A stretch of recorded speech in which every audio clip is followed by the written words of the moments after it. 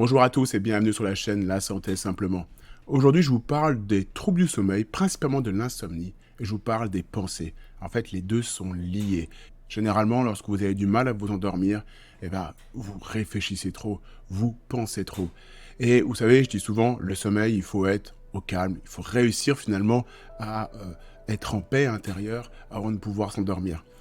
Ce que vous allez remarquer, si vous souffrez de troubles du sommeil et d'insomnie, vous allez remarquer que vos pensées sont bien présentes lorsqu'il faut vous endormir, trop présentes. Vous pouvez aussi remarquer, si vous vous réveillez, que tout de suite, le cerveau se met en activité et là, vous pensez à la journée qui va se dérouler le lendemain, vous pensez à tout ce que vous avez oublié de faire la veille, bref, vous réfléchissez, vous pensez, et c'est presque un phénomène automatique qu'on ne peut pas finalement bloquer.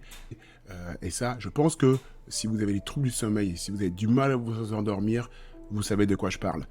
Alors, généralement, ce qu'il faut bien comprendre, c'est lorsque vous pensez, lorsque vous avez des pensées, vous êtes soit dans le futur, soit dans le passé.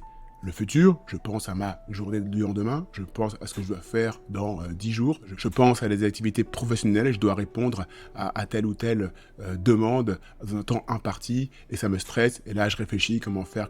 Ça, c'est les pensées qui vous projettent dans le futur. Et puis bien sûr, vous avez des pensées qui vous projettent dans le passé. Qu'est-ce que j'ai raté?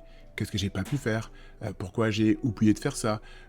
Pourquoi je n'ai pas pris cette décision? Vous voyez, ces pensées vous ramènent toujours soit dans le futur, soit dans le passé. Et on appelle ça la projection. Pourquoi? Parce qu'on se projette soit dans le futur, soit dans le passé, à travers nos pensées. Et c'est là, en fait, le cœur du problème. C'est là, en fait, la plus grande difficulté.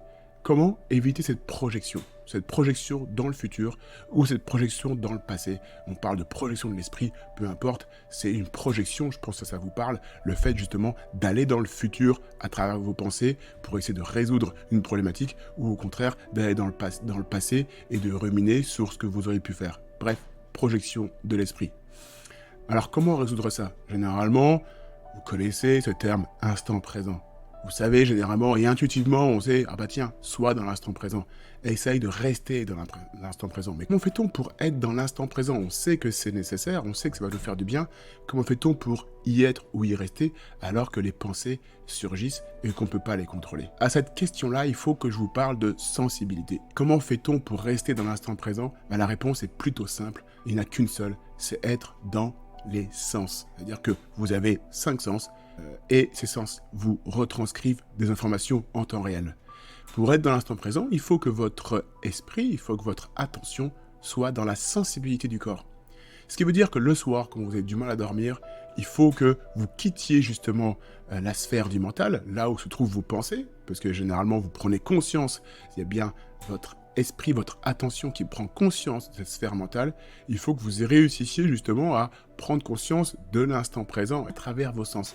À ce moment-là, vous êtes réellement dans l'instant présent, vous n'êtes plus projeté dans un calcul futur ou dans une rumination passée.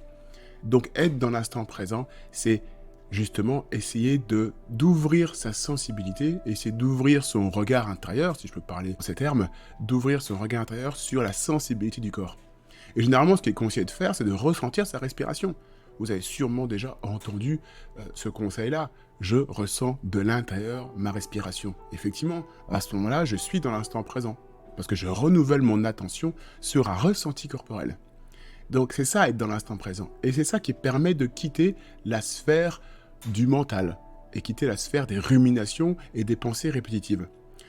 Donc ce que vous pouvez faire, c'est la chose suivante. C'est lorsque vous avez du mal à vous endormir ou lorsque vous vous réveillez la nuit et que les pensées et que les ruminations sont présentes, essayez déjà d'accepter ce phénomène. Il ne faut pas rester en conflit, il ne faut pas être en conflit.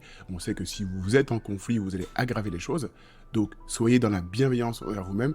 Acceptez déjà d'avoir ces pensées. Et ensuite, vous allez justement glisser dans la sensibilité du corps. Vous allez dire, tiens, est-ce que je peux ressentir ma respiration? Est-ce que je peux rentrer dans l'instant présent à travers les sensations dans mon corps? Donc, ça peut être la respiration, ça peut être les odeurs, ça peut être le ressenti même corporel. Vous pouvez aussi faire ce qu'on appelle par exemple un body scan. Vous allez ressentir les parties de votre corps de bas en haut ou de haut en bas, progressivement. En tout cas, vous tournez votre esprit dans les informations sensorielles que votre corps vous renvoie dans l'instant. Et là, vous êtes dans l'instant présent. Et là, vous allez vous rendre compte que en faisant ça, vous pouvez un peu plus apaiser votre système nerveux autonome. Le corps va se détendre et là, enfin, vous allez pouvoir vous rendormir. Donc voilà, là, on est vraiment au cœur du problème.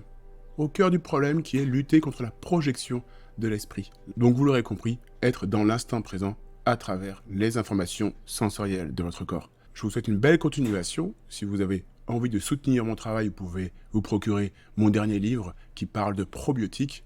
Vous pouvez aussi rester sur la chaîne et regarder les vidéos qui apparaissent à l'écran. Je vous souhaite une belle journée et je vous dis à très vite pour d'autres contenus sur la chaîne La Santé Simplement. À très bientôt. Au revoir.